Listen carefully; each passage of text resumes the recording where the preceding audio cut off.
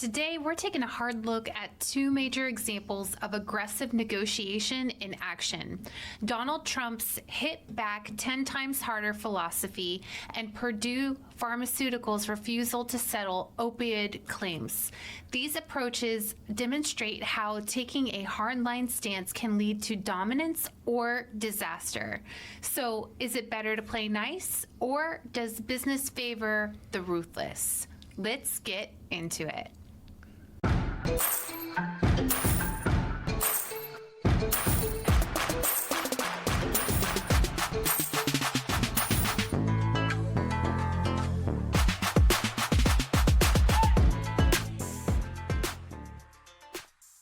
Hey, lady bosses, are you working even after putting the kids to bed but still not getting results? Are you tired of spending money on ads that aren't getting engagement? Do you feel burdened that you aren't fulfilling your purpose in life because you are so consumed with work? I'm your host, Brooke Boltz. I'm an attorney and founder of Boltz Legal. I started my business and in 1 year was bringing in 7 figures and am now bringing in multi-7 figures. And I'm your co-host, Rachel Boltz, owner of Boltz Media. I've helped many businesses build their online presence and increase their revenue through digital marketing. Want to hear how we did it? We are here to help you achieve your goals personally, professionally, and spiritually. So kick off your high heels, sit back, and let's ignite that passion. We're Miss Biz, where we're putting the Miss in biz. Let's get biz done. Few figures in modern business and politics embody aggressive negotiation like Donald Trump. Throughout his career, Trump has been known for his "if you come after me, I come after you 10 times harder" philosophy. Whether in real estate, business deals, or politics, Trump has often framed negotiation as a zero-sum game. You either dominate or you get dominated. So some key examples of Trump's approach are starting with real estate deals. Trump was notorious for making extreme opening offers, only to walk away if the terms weren't in his favor. He'd often publicly criticize partners or competitors who opposed him. Also, his branding and lawsuits. He was very aggressive and pursued lawsuits against those who challenged his brand or his business, ensuring a public perception that he would not back down. So the next question is, does this really work? And there's definitely pros and cons to this approach. Some of the pros are that this tactic can be effective in high-stakes negotiations where showing weakness invites exploitation. It establishes power and can force the other party into submission. And you cannot dispute that this tactic works. I mean, Donald Trump is now the president of the United States, and which is the most powerful position in the world. And so he got there in large part because of his very strong stance and personality. And this has really been something I've been struggling with personally, because in the legal field as well, you have those lawyers who fight every fight. And it's also something that a lot of prospective clients want. They don't want a lawyer who's going to not be taken seriously. They want a lawyer who's going to be aggressive and get things done. And it's kind of an internal struggle that I go through, because I certainly want to be a zealous advocate for my client and to be strategic and aggressive, but at the same time, I have chosen my battles, and I have not been known to be the lawyer who fights over every small detail. So for example, if an opposing counsel asks me, hey, is it okay that we push back the depo by 10 minutes? I'm going to say, yeah, that's fine. Whereas some lawyers would say, no, if we don't start on time, I'm taking a non-appearance. I'll be filing sanctions. Like, they will go and really make a big deal over that request for a 10-minute a 10-minute delay of the deposition. So, you know, this is something that I struggle with a lot is, should I be taking on the Donald Trump approach more because maybe that is what clients want, or is the saying you catch more bees with honey effective in the legal and marketing world as well? Yeah, well, I think there's definitely, while there are pros, there are definitely a lot of cons that come with being very aggressive. And one of them is it burns bridges. It can create long-term enemies, and it can lead to retaliation that hurts both sides. And some deals simply fall apart because the other parties refuse to budge. I also think that not only is it going to hurt the relationship with the person, potentially hurt the relationship with the person that you have the conflict with, or you're not seeing eye to eye, but I also think that, especially in terms of like Donald Trump, that kind of information spreads. If somebody has a negative interaction with you, they're going to tell other people about it, and it's going to spread and give you a bad name. Maybe. It may give you the name of being a tough as nails lawyer that nobody wants to mess with. That's true. So it's like, what is the reputation that I want to have? Yeah, but even in your situation, you're going to be likely to get the claim settled more quickly, I would believe, if you did make an accommodation, or, you know, if you were willing to, if they were running late and you made that effort to allow them. I would think that they would be more willing to work with you because you were willing to work with them. Yes, I think so. I think both work in certain circumstances. There, those lawyers who fight every fight over every little thing, they get claims settled because the opposing side just wants to be done with it. They don't want to deal with it. Yeah, they don't want to deal with it, and so that it works too. It's just a matter of what for me. I can't have the high stress and cortisol levels in my life to be fighting over 10 minutes. Yes. I personally, after 16 years as a lawyer, cannot fight every battle. And there have been times, and it's been part of a maturing process, there have been times, especially when I first started becoming a plaintiff's lawyer. I'd been a defense lawyer for 9 years, and I switched sides. And when I became a plaintiff's lawyer, I was very aggressive on every little thing. So much so that I hurt relationships because I would not give on certain things, and I went really aggressive on my cases.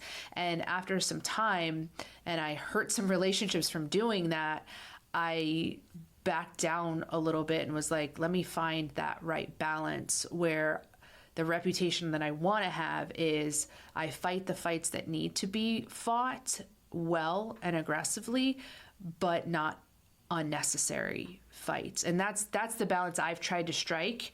But I still struggle with all the time, should I be more aggressive than I am? I still struggle with that. Well, I think that you can still show kindness and work with people on things that need to be resolved and still be aggressive. I really do, because when you get fired up, boy, Brooke Bolts gets fired up, I will tell you. So just because she's willing to work with an opposing counsel or try to give them the benefit of the doubt or whatever the case may be, like, she still fights very hard for her clients. And don't make her mad either. Thank you. Thank you for that. And that is very nice to hear. But it's still something that I think about and wonder about. And but as long as I'm still getting good results for my clients, at the end of the day, that's what matters the most. And if I'm getting good results and my clients are happy, then I figure what I'm doing must be working. Right. And they're going to leave a review and tell their friends. So the other example of this really hardline stance is the Purdue Pharmaceutical negotiation and business strategy that they employed when they were handling the OxyContin lawsuits. So there's I've been in a documentary kick lately. So I watched a documentary on Donald Trump, and that's where I learned how just really aggressive he was in his business negotiations and business dealings. And then I watched the documentary on Purdue Pharmaceuticals, which was talking about the history of OxyContin. And just to give you a little bit of background, if you haven't seen the documentary, OxyContin is an opioid, which is essentially a version of heroin, and it was much more potent than Vicodin, the prior painkiller that was used the most in the medical setting. And so they came out with OxyContin and started promoting it with false statements. One of the things that they would tell doctors was that it's only in 1% of cases does it become addictive. That's hilarious. Well, we know that now it's hilarious. Yeah. But at the time, doctors bought into it. Oh, Vicodin had addictive capabilities. So if you're giving me an opioid, it didn't make sense because it's the same chemicals put together in a medication, just in a higher potency. So it didn't make sense that it wouldn't be addictive. Mm-hmm.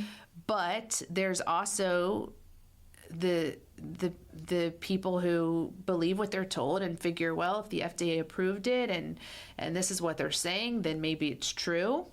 And so they started prescribing it, and then their sales reps for the pharmaceutical company were incentivized to push the doctors to prescribe the higher dosages because they made higher profit margins and better commissions to do that. And so their sales reps started really pushing these doctors to prescribe high dosages, and that's when we started to see the deaths occurring. And so, of course, OxyContin starts getting sued. And in turn, there were some advisors to Purdue that said, hey, let's settle these things, sweep them under the rug, keep our good name, keep our brand growing. But instead, the higher ups within Purdue said, no settlement strategy. We're not offering not a penny to people who had death cases related to. Jeez. And they would say that it was an abuse of the medication. They can't control how people use it, which in part is true. There were people sniffing and definitely overusing and abusing, but where their culpability lied was in the fact that they were promoting this as something that was not addictive. Mm-hmm. Less than 1% of people get addicted. They had false advertising that was leading to doctors prescribing this, believing this stuff, and patients believing it. Because some patients would say, I don't want anything that I'm going to get addicted to. Right. But when they heard... here's some OxyContin for you. Right. So when they heard the ads that it's not addictive, their guard would come down and they would take the medication that they otherwise would have turned away. And then, what do you know? They get addicted and their life is ruined, and then they die. So when Purdue started getting sued, they had a no settlement stance. They would not offer a penny. And so, that kind of reminded me of that same aggressive tactic. Do you settle, or do you take the I'm not going to pay a penny standpoint? And here was some of the key points of Purdue's approach. In addition to being the host of the Miss Biz podcast, I also own and operate a law firm in Florida called Bolts Legal. I wanted to make sure my listeners knew that you are invited to reach out to me with any legal issues you may have. I practice in the area of personal injury, home insurance disputes, and medical revenue recovery. However, whatever legal issue you may have, please always feel free to reach out. If I can't help you personally, I'll help you find someone who can.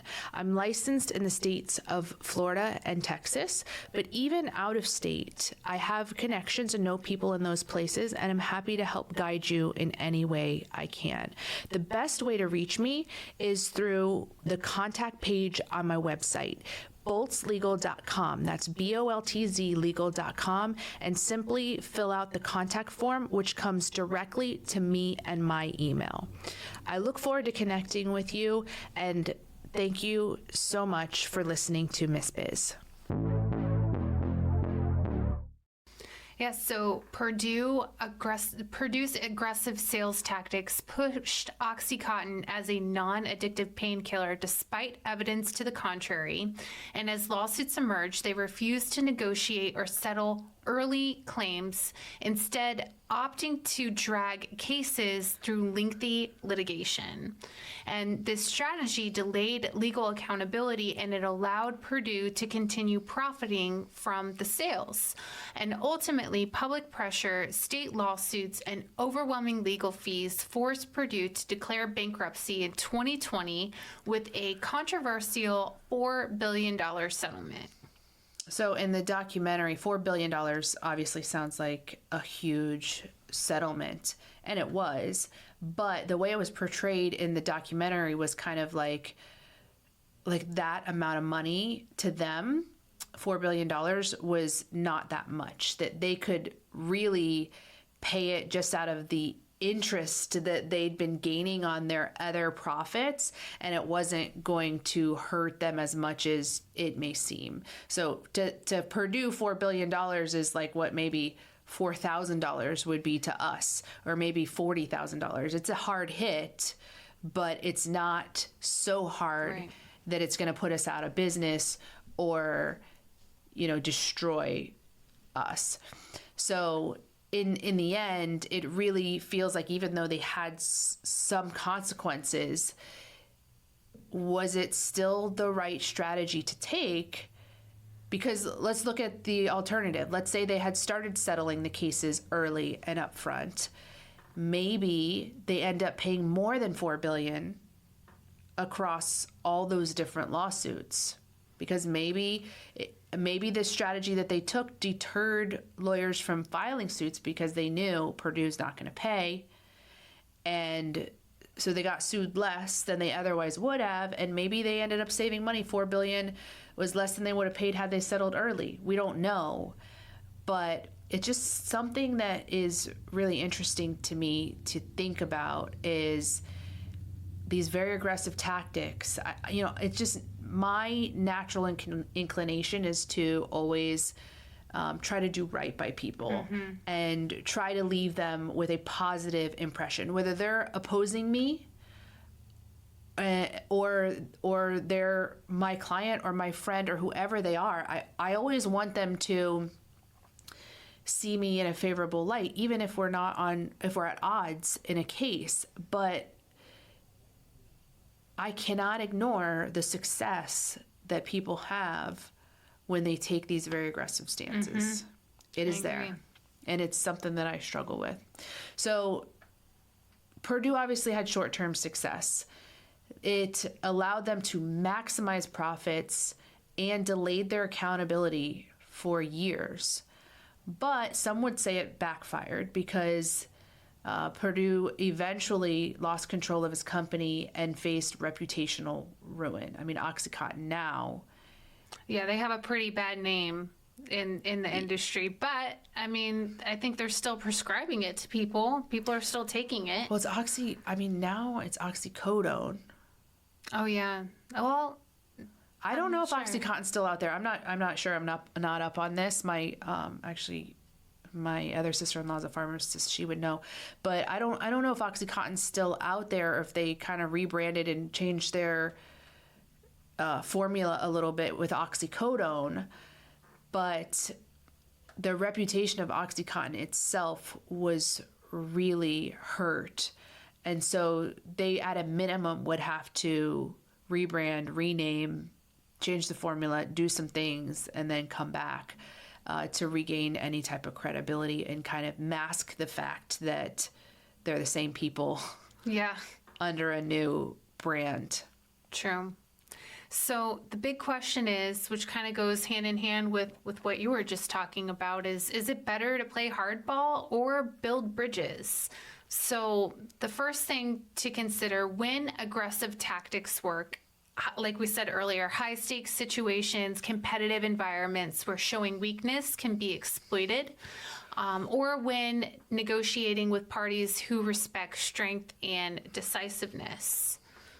Also, when short-term dominance is more important than long-term relationships, that's when these aggressive tactics work. Yeah. So just to kind of summarize those things, if it's a one-time transaction and you're never going to deal with this person again, then that short-term dominance can be effective because you're not going to have a long-lasting relationship. And so you need to get the long end of the stick, so to speak, in this one transaction. So that is a time that you can employ these aggressive tactics without having a lot of backlash. Also, sometimes the person on the other side is a Donald Trump personality, and you got to match that energy. That's true. And I've had that time and time again. When I'm dealing with someone who on the other side who is that way, well then you got to puff out your chest too.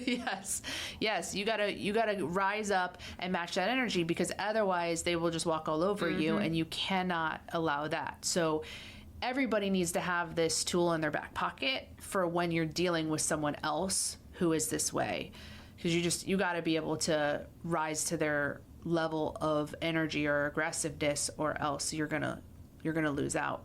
And then when you have competitive environments where showing any weakness could be used against you, then that's another time to take an aggressive approach. But there's also occasions when diplomacy is your better choice. And what are some of those circumstances? Well, when businesses rely on partnerships or repeat customers, that's when diplomacy is going to be more effective. Or when brand reputation or goodwill are crucial for long-term success, that's another situation. Also, when negotiation requires creative solutions rather than brute force, that's when you're going to want to be more diplomatic. So basically, when it comes to marketing, yes, and networking, diplomacy is going to be more effective. Yeah, because you thrive on relationships. Yeah. So, but at the same time, Donald Trump's brand built around this really strong, you're fired personality was super popular. Yeah, but the relationships that he was trying to attract were other men like him. Really, when you look at all the parties that he used to go to, people that he used to hang out with, they're all like very well off, successful, kind of got that same personality a little bit. Maybe not to the degree, but they're very dominant personality. So that's a good point, looking at your audience and what is appealing to your audience. So for him, if his brand was looking to appeal to people who want that strong, no-nonsense personality, then he did a fantastic job of doing that. But if you're selling makeup, then that's not your target audience, and you've got to adopt a different approach. Yeah, you can't be chucking that eyeliner at people. Yeah.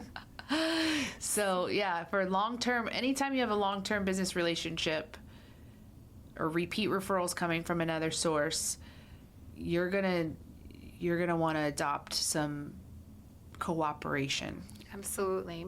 So some real examples of a different approach are companies like, is it Patagonia? Yes. Patagonia, they are a clothing brand, and also Costco. They've built massive brands by emphasizing ethical businesses, social responsibility, and customer trust. Rather than fighting their opponents aggressively, they use diplomacy and brand loyalty to create long-term success.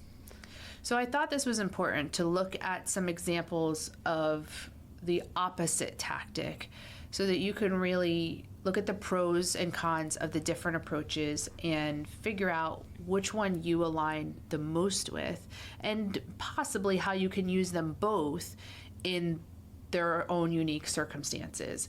So Patagonia had a campaign that was called "Don't Buy This Jacket."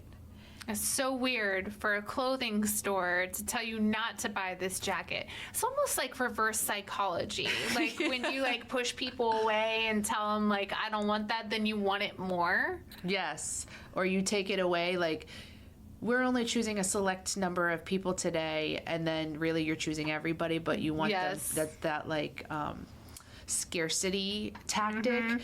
So, but it kind of is brilliant because the trust that it instilled, I think, in the customer base was tremendous. Basically, it urged customers to consider their consumption habits. And this was unheard of in the traditional business strategy world. And instead of pushing for grow, grow, grow, the company encouraged customers to buy less and repair their existing gear. So don't buy this jacket, fix the one you have.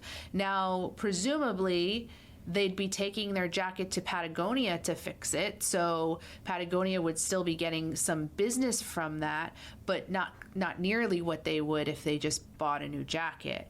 So I personally think that it's a really smart tactic because it really would build trust. It reminds me of roofers because I deal with roofers in my line of work, and there are some roofers who only want to replace a roof. Don't call me unless it's a replacement, but others will do the repair on the roof. They'll do a patch. And I think sometimes the ones who are willing to do the patch can gain the trust of that homeowner because they didn't go for the most expensive sale. And eventually that roof's going to need to be replaced. Right. And hopefully that person will go back to the person who they built trust with. But it kind of is a similar example with the don't buy this jacket, that sometimes you don't need a whole new car. You can fix the one you have. And I think it was a really smart tactic. I wonder if that was back in the day when like having holes in your jacket was okay. Like you could get away with it for a little bit. Like what was that, like the 80s, 90s? 80s. Something like I still have holes in my jeans. I like it. But the jacket is a different thing because I don't want to be cold. Very true. Finding guests for a podcast can be difficult sometimes, so Brooke and I wanted to let you guys know that we are available to appear on your podcast. We also enjoy speaking at events, so if you have an event coming up, these jingles can go on the road. Simply go to missbiz.com/contact and in the subject line, write podcast guest or event speaker, and we'll reach out to you to further coordinate. Very true. So the other thing that Patagonia did was it worked with suppliers and vendors rather than strong-arming them into lower costs. And we hear of these type of stories all the time where big box companies have so much leverage over the suppliers and vendors that they can really push them to give really low costs. And Patagonia just didn't do that. They worked with the suppliers to try to come up with fair pricing for their products. They also had an ironclad guarantee, which offered repairs and returns rather than forcing unnecessary repurchases, and that again created trust and loyalty rather than quick sales. They also pledged 1% of their sales to environmental causes, which is something that not a lot of companies did, especially back in that time.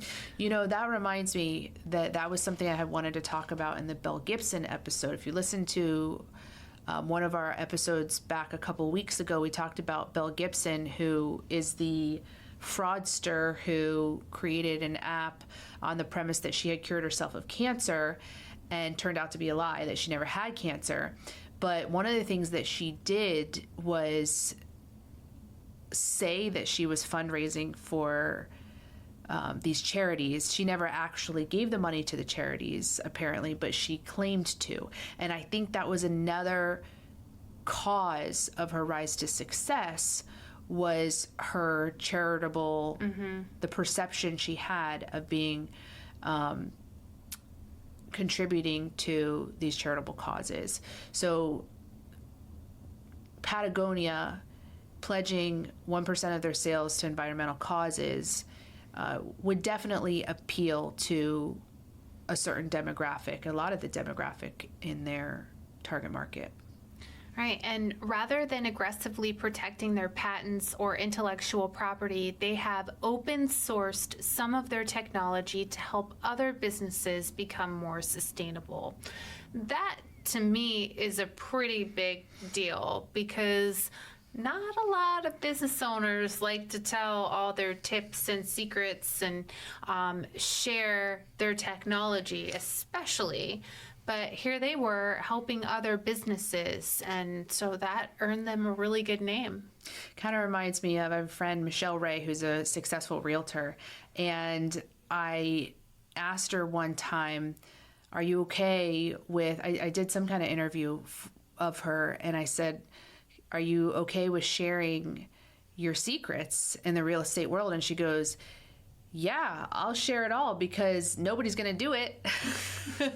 Because she knew the things she did were hard work, and she would tell everybody everything she did, because she knew that very few people, if any, would actually do the things that led to her success. So I mean, that is some real confidence in allowing, not protecting your designs with patents, which allows people to steal your ideas. I mean, that's a big one. So Patagonia, they have seen consistent financial growth, proving that having an ethical business doesn't mean sacrificing profits. Their customers feel connected to the brand's mission, which leads to long-term retention and word-of-mouth marketing. And even as we're talking about Patagonia, it's a lot easier to keep a smile on my face talking about these just like feel-good tactics that they do. And I can imagine the people at Patagonia probably sleep really well at night, knowing that they've created a business that is successful, but also based upon ethical practices. So, you know, is the hard-nosed tactic successful? Yes. But I think it's important to think also, are you going to feel good about yourself? Are you going to have a stroke in the next 20 years? Yes, or a heart attack. And that's a very real thing that comes from high pressure situations on an ongoing basis. So another example of a business that is contrary to those high aggressive businesses we talked about would be Costco. Instead of maximizing markups, Costco follows a strict low margin policy. It never marks its products up more than 14%. That's outstanding. Well, outstanding as a consumer, not outstanding as a business owner necessarily. Right. They have to focus on like just mass sales, high volume. Yeah, I mean, 14%, that is very low. Yeah. But they make up for it with their customer memberships. So their low margin policy ensures that customers always get the best possible deal without gimmicky sales tactics. Yeah. So, unlike retailers who aggressively negotiate prices down with suppliers, Costco focuses on long term partnerships, helping vendors succeed rather than squeezing them for short term gains. They're also one of the highest paying retailers, offering employees fair wages, great benefits, and opportunities for growth. Whereas competitors like Walmart, they've been criticizing for underpaying workers and union busting. Costco, they have built a loyal and motivated workforce, resulting in better customer service and lower employee turnover. So that just goes to show you, when you do things the right way, you're gonna net well. I think so. If you treat people the right way, you pay your people good, you're going to have less turnover, which is going to cost you less in the long run. Maybe. I still question whether you can be more profitable by employing some unethical tactics. I think sometimes you can. I think a lot of times you can. So there may be a sacrifice in profitability. Walmart probably is more successful on a financial basis than Costco. But they also offer more than just groceries. Costco does too. Oh, do they? Well, I don't know. Maybe I'm thinking of Sam's. Sam's does for sure. Costco, I don't know. We don't have one near me, so I haven't been to a Costco in a while. But I think they do. I think they order a lot, or they offer a lot of the same things. But you know, at the end of the day, again, it's what makes you sleep better at night. Is it having the maximum possible profits, or is it having happy employees, loyal customers, and still being profitable? There may be some earnings lost by taking a more ethical approach. But for me personally, I'm willing to take that loss because of the other benefits that come with it. Yeah, I mean, there's probably a lot less headaches when you're paying people correctly. People like their jobs, customers are happy. I could never imagine being a Walmart manager. God bless you if you are. That would be very difficult. Well, just think about it. Costco, its profits seemingly, if they only have a 14% markup on their products, then it seems like most of their profits must come from the memberships.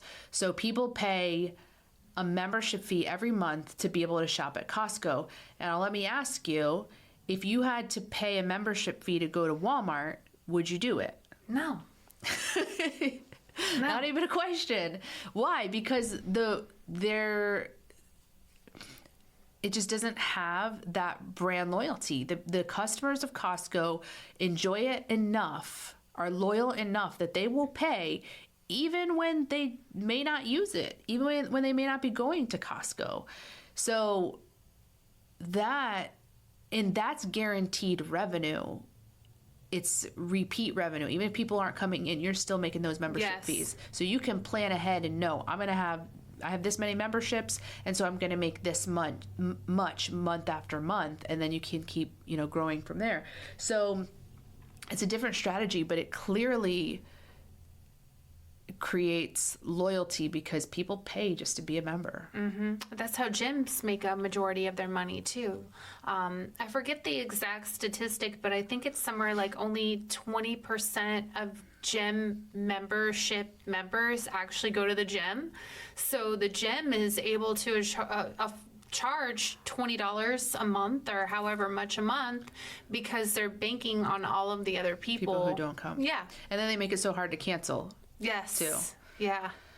You got to call 18 numbers and then. Yes. My sign husband this form. Hasn't used his membership in I don't know how many years, and I keep saying we need to cancel this thing, so I just try to go twice as much to make up for him not going, but he won't cancel it. He does not want to cancel it because he still plans to go back.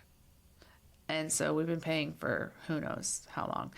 But anyways, The other way that Costco saves money is it doesn't really advertise. It's just word of mouth referrals or word of mouth organic growth. And that's people talking about, did you see this great deal that I got at Costco? Or did you look at what Publix is charging versus what Costco is charging? That type of talking is what has caused Costco to grow and have such a loyal base. Yeah, their stock price and profitability continues to grow, proving that a low margin ethical business model can be just as competitive as aggressive strategies. Yeah, so those are a couple of examples that you can consider. You've got the real aggressive approach and then you've got the less aggressive approach.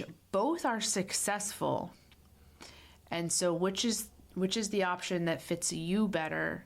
Which is the option that is going to make you feel the best about yourself and your reputation? And maybe are there situations in which you could employ both tactics? At the end of the day, the best negotiation strategy depends on your industry, your goals, and your risk tolerance. Trump and Purdue show that aggressive tactics can work and do work, but they also come with risks. And on the other hand, the win more bees with honey approach might take longer, but it could lead to stronger, more sustainable success. It also could lead to less profit margins. But I don't know, what do you think? Do you prefer aggressive negotiation or a more diplomatic approach? I think it's all about balance. I truly do. There's going to be situations where you need to be more aggressive, and there's going to be situations where you need to be more diplomatic. A lot of it just depends on what you do, who your customers are, what setting you're in. But I think a balanced approach can be effective. So I'd love to hear your thoughts on this, to let us know which approach you think is more successful or which one you've adopted with your business. If you'd join our Facebook group, it's a private group called Miss Biz Nation. It's a free group to join. We post questions like this weekly to the members there just to get their feedback and thoughts, and we'd love to hear from you about how you interpreted these case studies. We appreciate you and are honored to be on this journey with you. We can't wait to help you, to encourage you, and show you how to grow personally, professionally, and spiritually. If you found Miss Biz helpful, please leave a review and share with others. You can follow us on social media at Miss Biz Podcast. For legal questions or services, please visit boltslegal.com. And for digital marketing needs, please visit boltsmedia.com.